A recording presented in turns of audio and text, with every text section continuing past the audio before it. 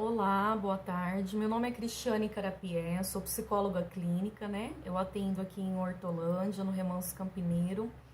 E através de um pedido de uma amiga, Maiara, eu vim gravar esse vídeo, galera, para falar um pouquinho sobre o suicídio, né? Estamos aí no mês de Setembro Amarelo, conhecido mundialmente como o mês, né, que nos traz ali a consciência, a prevenção contra o suicídio, a conscientização. E eu gostaria de abordar com vocês um pouquinho esse tema, né? É um tema complexo, delicado, cheio de tabus, né? O pessoal não gosta muito de falar sobre ele, mas é muito importante abordarmos esse tema sobre o suicídio. E a gente não pode ignorar ele, né? Porque os índices de suicídio no Brasil têm cada vez mais aumentado, né? Então nós precisamos conversar e falar sobre esse assunto. Segundo a OMS, a Organização Mundial de Saúde, 800 mil pessoas, elas tiram a própria vida no Brasil. É um número bem elevado. O que corresponde, pessoal, a cada 40 segundos, uma pessoa ela tenta contra a vida e consegue. Vocês pararam para pensar como esse número é muito alto? A cada 40 segundos uma pessoa tira a própria vida, né? O quanto de sofrimento não está envolvido nesse ato. Agora eu gostaria de falar um pouquinho sobre os fatores de risco. Cris, tem fatores de risco para quem tem esse comportamento suicida? Tem, e nós vamos abordar quais são os. Um dos fatores de risco são os transtornos mentais, tá bom?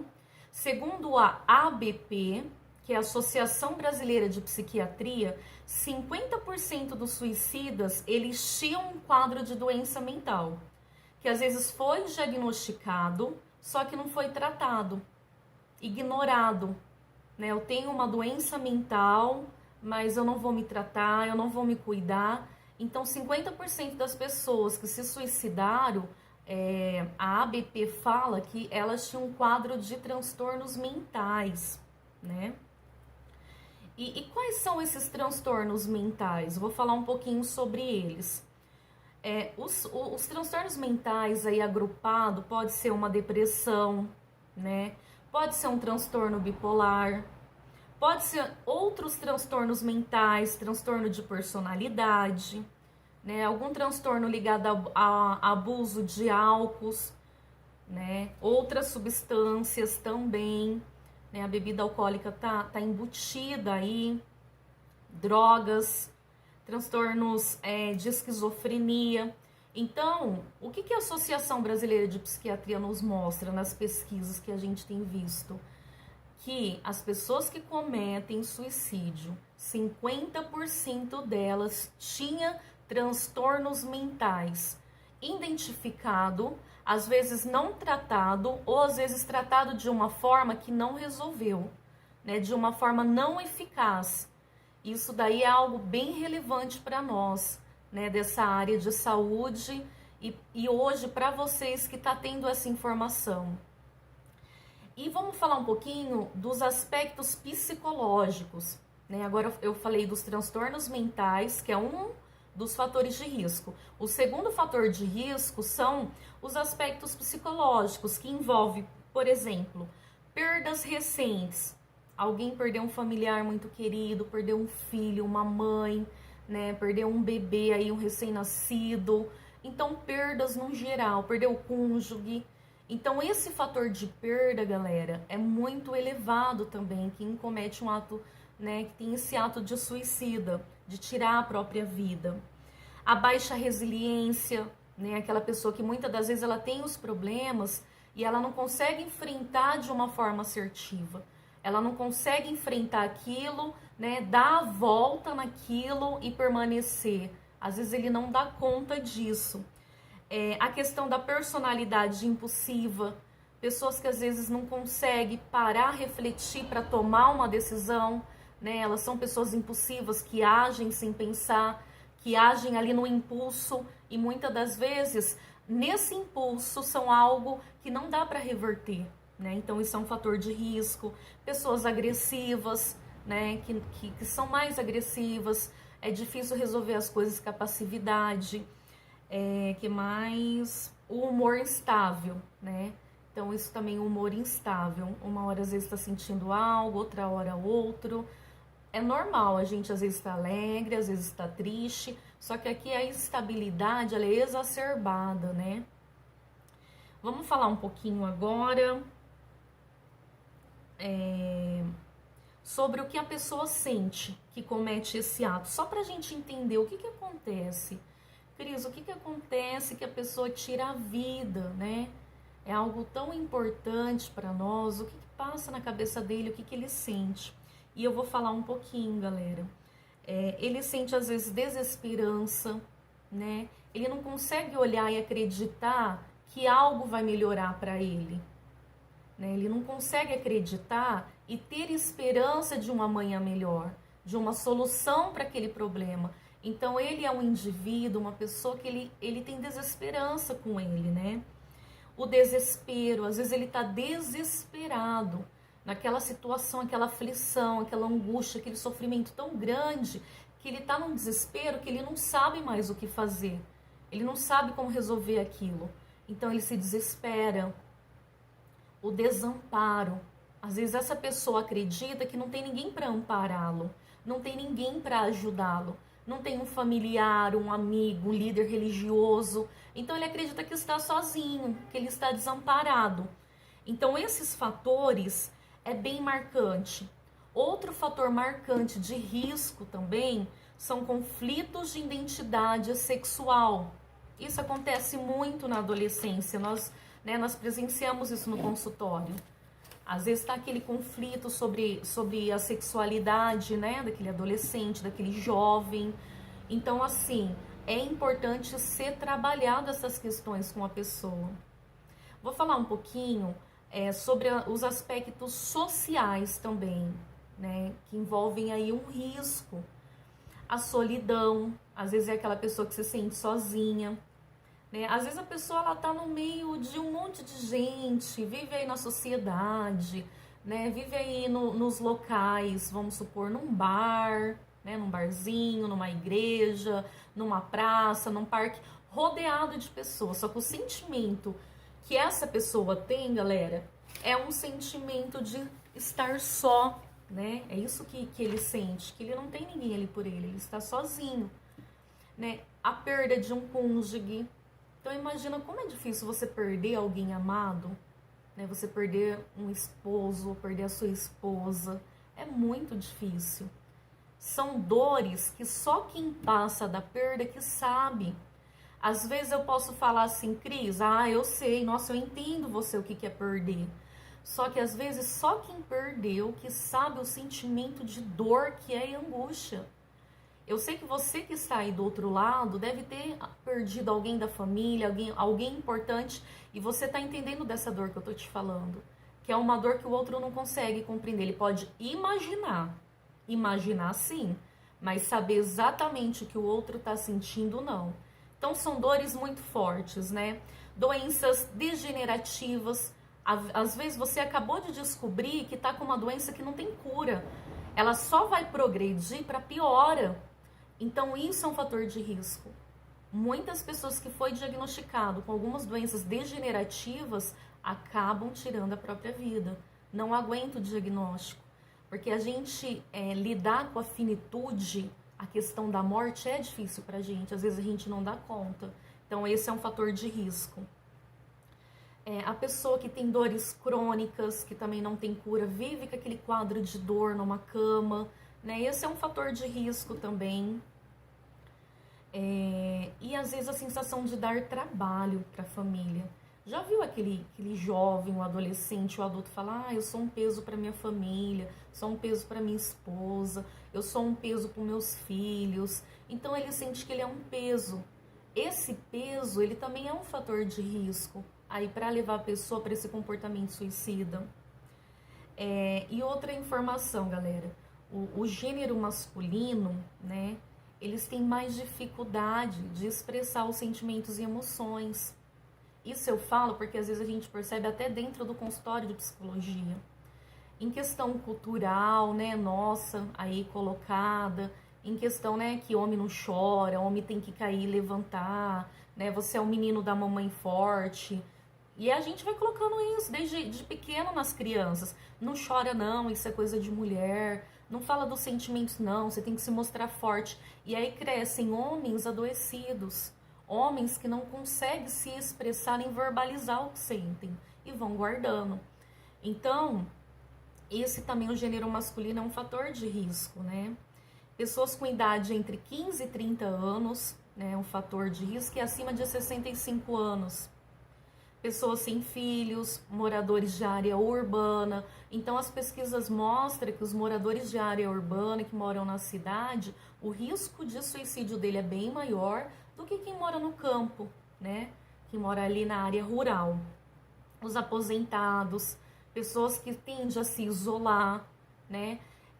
Eu vivo falando que a saúde mental, ela tem que ter um equilíbrio. Se você vê ali algo que está muito exacerbado no ser humano, ele pode representar ali algo que não é bom. Só que se ele tem um déficit muito grande, igual isolamento social, pessoas que não gostam de conviver com ninguém, que está sempre sozinho, tem também ali as suas perdas, né? Então ali o equilíbrio não é nem 8 e nem 80, tem 70 e poucas possibilidades nesse caminho da gente ser e viver. Então a saúde mental é um equilíbrio. Não é nem muito e nem demais, né? Tem que ter esse equilíbrio.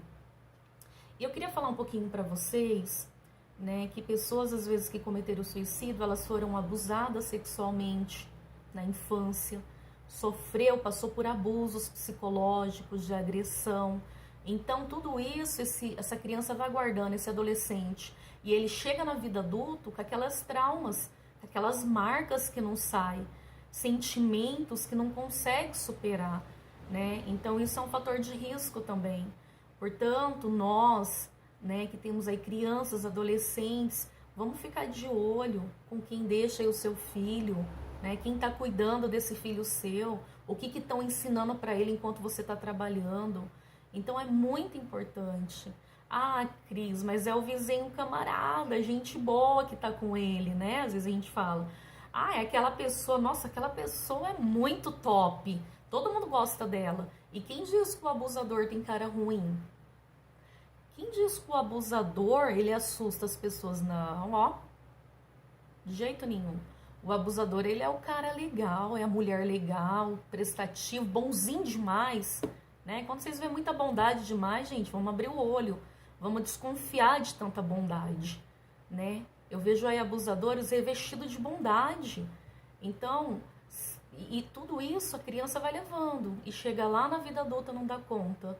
E aí acaba tirando a vida. Então tem coisas que nós podemos fazer hoje, aqui e agora, com nossas crianças, com nossos filhos, né? Para que isso não aconteça futuramente. É só um alerta.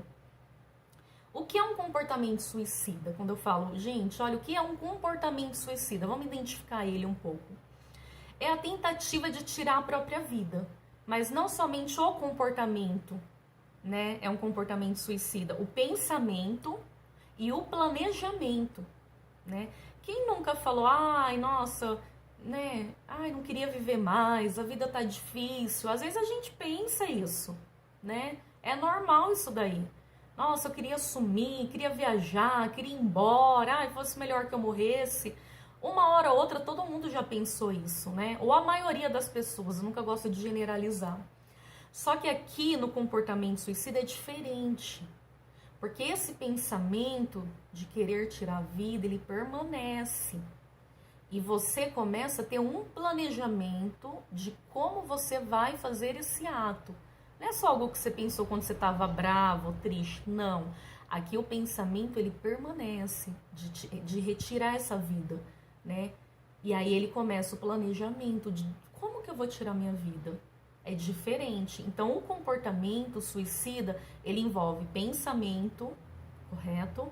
Ele envolve o comportamento de querer tirar a vida e o planejamento. Tem planejamento nisso. E aí, galera, eu queria falar um pouquinho com vocês, né? O que leva uma pessoa a cometer suicídio? Eu acho que todo mundo fica pensando, né? O que leva a pessoa a cometer suicídio, né? E eu vou falar alguns tópicos aqui que eu percebi que é muito importante.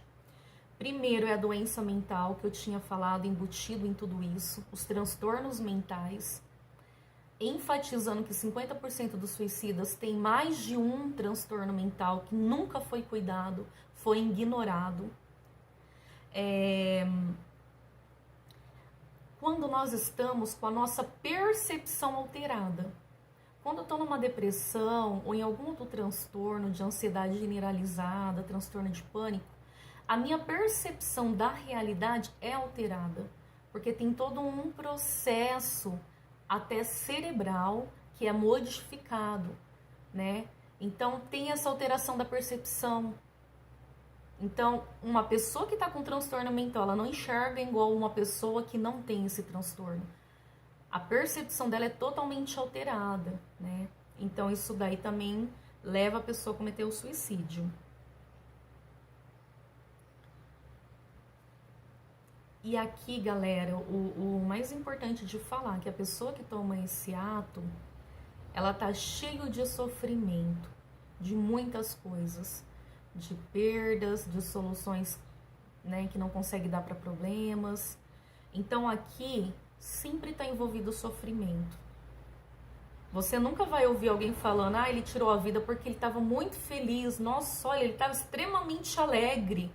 Você não vai ver isso, né? Isso não é real, porque esse ato é o ato ali da última cartada na cabeça da pessoa, né?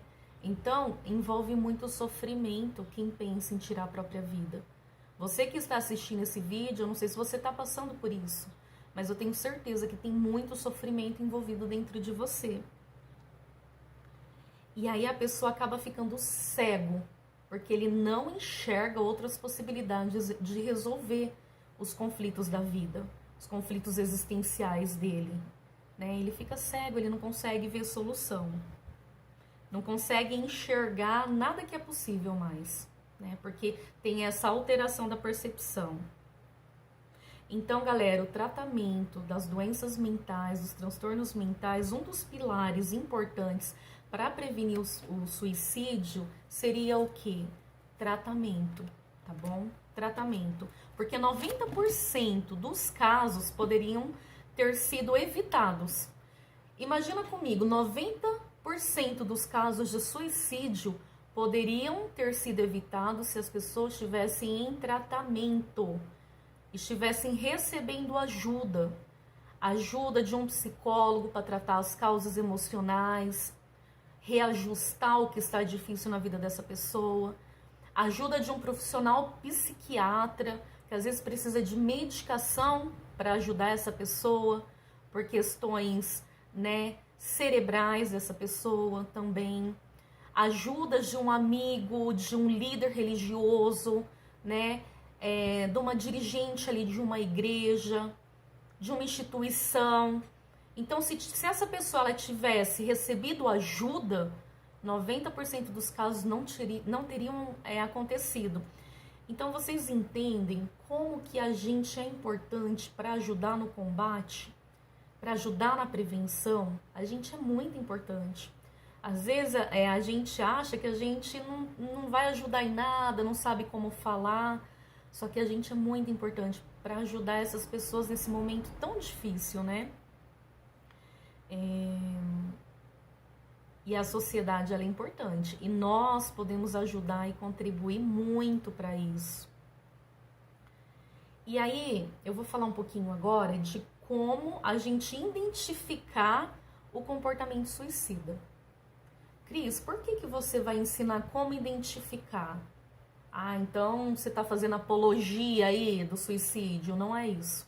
Porque quando eu identifico algo, eu consigo ajudar essa pessoa que é querida para mim. Quando eu identifico, eu busco rede de apoios para essa pessoa. Se eu não consigo identificar o que é um comportamento suicida, como que eu vou ajudar essa pessoa? Como que eu vou ajudar alguém que eu não percebo que ela precisa de ajuda? Então é de extrema importância, pessoal, a gente identificar o comportamento suicida. E às vezes eu vou listar alguns agora e você vai se identificar com ele. E isso daqui já é um alerta hoje, para você ligar o seu alerta e buscar por ajuda. alguém de confiança que vai conseguir te ajudar. Então eu vou falar um pouquinho como nós vamos identificar um comportamento suicida. Por exemplo, aquela pessoa que ela nunca toma remédio. Ela sente dor de cabeça, ela não toma remédio. Sabe aquelas pessoas que não gostam de remédio? E aí, de repente, ela vai lá na farmácia, ela compra um monte de remédio. Ela estoca um monte de remédio em casa. Olha como o comportamento dessa pessoa mudou. Ou se é uma pessoa que compra remédio no dia a dia e para uma dor de cabeça, dor de estômago, que é normal, né? E a gente gosta de se medicar bastante, os brasileiros sem receita médica. Ela compra, só que você percebe que ela comprou uma quantidade exacerbada, demais. Às vezes remédios pesados. Então, isso daí é algo também para você, ó, ligar o alerta. Epa, por que tanto remédio? Então, é pra gente ficar de olho. Outra coisa, pessoa que vai lá e compra uma arma, né? Ele era contra a arma, não gostava de arma. Ele vai e compra uma arma e guarda lá. Então, também, tudo que envolve mudança de comportamento, galera, a gente tem que prestar atenção. Deixar pendências resolvidas. Às vezes nós achamos que a pessoa tá ótima, né? Ela tava ali numa depressão, lá no fundo do poço, sofrendo, triste, angustiada. De repente, assim, ó, nossa, ela melhorou.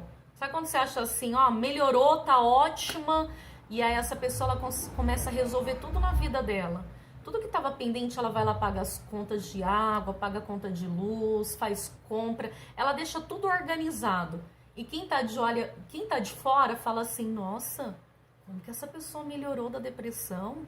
Como que essa pessoa melhorou, né, da síndrome do pânico? Ou de outro transtorno de ansiedade aí? Melhorou. Olha, colocando a vida tudo em ordem.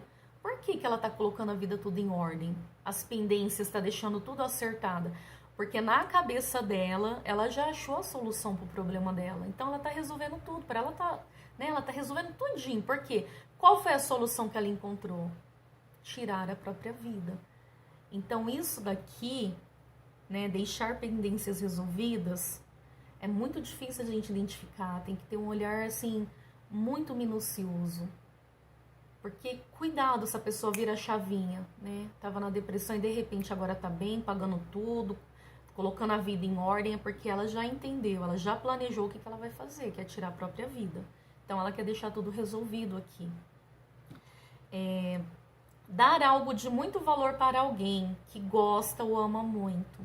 Às vezes as pessoas que já estão com o planejamento e vão cometer, eles deixam algo de muito valor para alguém, uma carta, eles acabam deixando, um objeto que tem muita importância para aquela pessoa, eles deixam, né?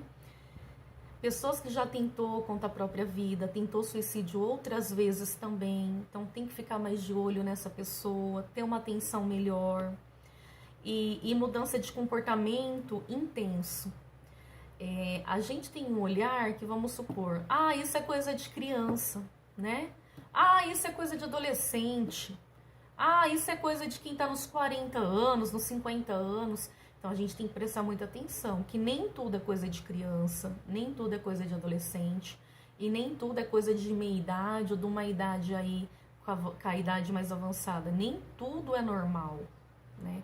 Um adolescente que antes ele era tranquilo, ele obedecia os pais, ele conseguia fazer o dever de casa, ele era alegre, ele jogava bola, ele saía com os amigos para o cinema. Agora ele mudou totalmente o comportamento dele, é uma criança extremamente irritada, né? O humor dele oscila, ele só chora, ele se isolou dos amigos, ele não faz mais atividades que dava prazer. Isso não é normal. Ele mudou extremamente o comportamento dele.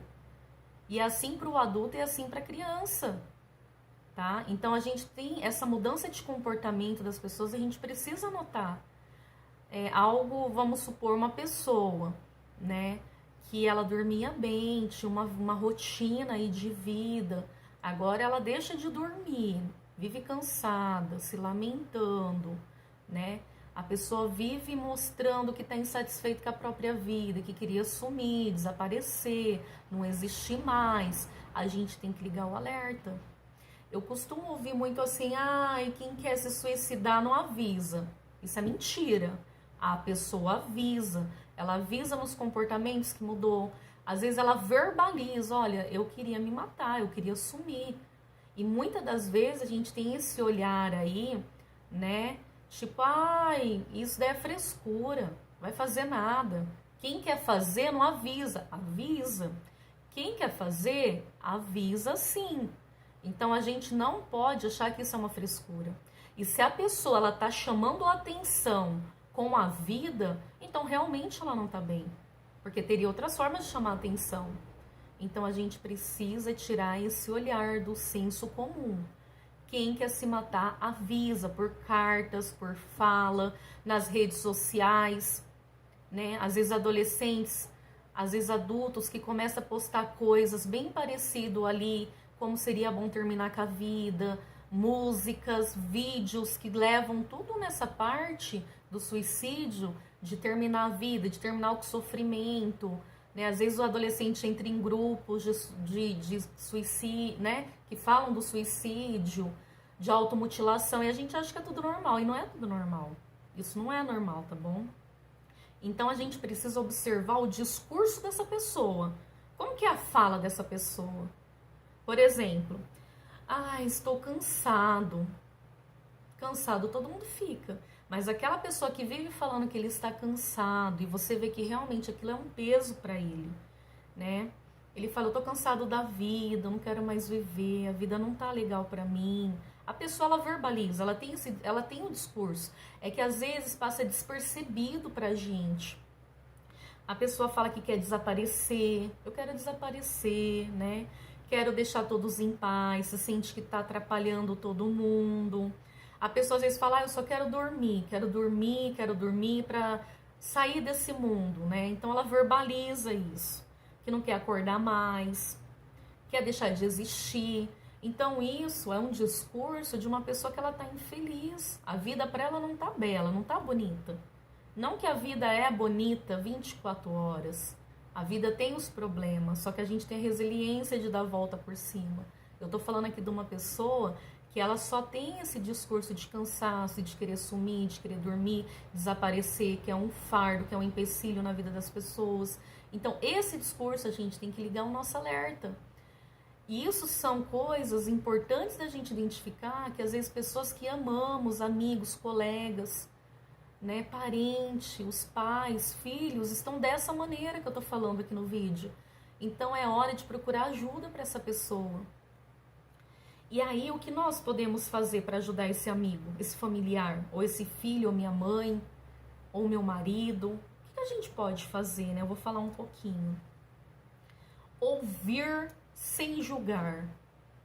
Ai, Cris, é tão fácil. Ouvir sem julgar é fácil. Não é fácil, não. Não é fácil. Porque nós temos as nossas crenças, os nossos valores, não é verdade? O nosso caráter formado. Então, às vezes, não é fácil. Ouvir não é escutar. Ouvir é entender o que o outro está falando, não só escutar o barulho da voz. Ouvir vai além de escutar. É entender aquela pessoa sem julgar. Porque a gente é cheio de julgamento 24 horas. Então, o que você pode fazer hoje para ajudar essa pessoa que não está bem, que está mostrando todo esse comportamento suicida, né, que são pessoas que estão em risco, é ouvir essa pessoa sem julgamento. A gente já tem muito julgamento, somente escuta, acolhe aquela pessoa naquele momento, que a pessoa precisa verbalizar o que ela está sentindo, né? Tem empatia. Cris, todo mundo tem empatia? Não. Às vezes a empatia tem que ser treinada. Às vezes tem pessoas que não enxergam além do próprio umbigo. Ele se fecha tanto no mundo dele que ele não vê que ninguém sofre além dele. Ele acha que só ele sofre. Só ele sofre, só ele tem os problemas do dia a dia, do cotidiano.